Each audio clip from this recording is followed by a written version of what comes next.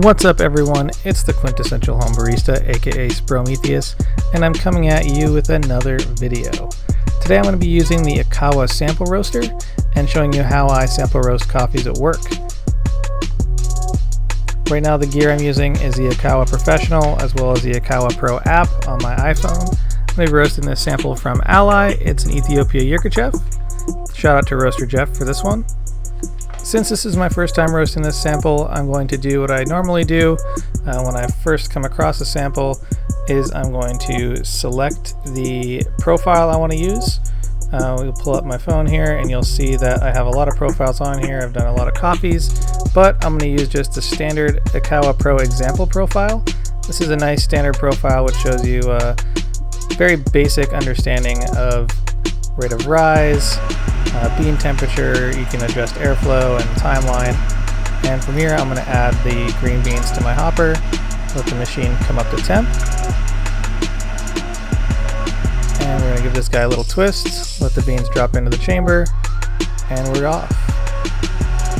On the left hand side here you'll see that the white line that you're going to see popping up on the left hand side is the rate of rise.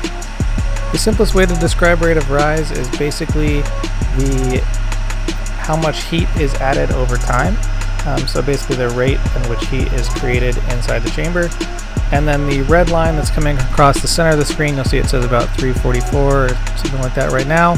And that line is our bean temperature. So that's going to be the one I'm going to keep an eye on as we progress. If you take a look in the chamber now, it is turning about a nice yellow color, a halite color.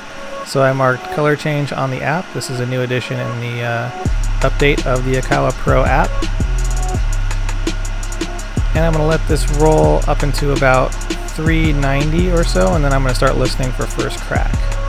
First crack is a chemical reaction that happens within the bean that causes it to actually physically make a popping sound. It's a little bit harder to hear in the IKAWA. There's lots of ambient noise and stuff, but since the batch size is so small, I get real close to it, and it gives me a general idea of when it's happening.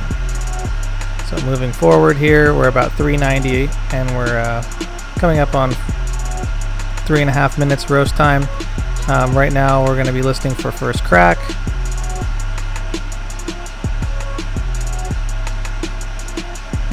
And there it is.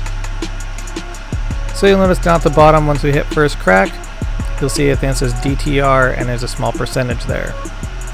That percentage is the amount of time after first crack and the total time of the roast. So that's the development time ratio.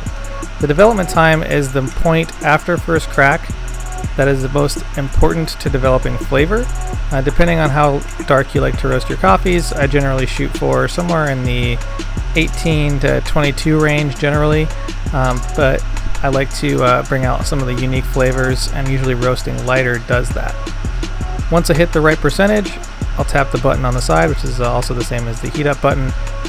One of the things I like about this app is you can edit on the fly.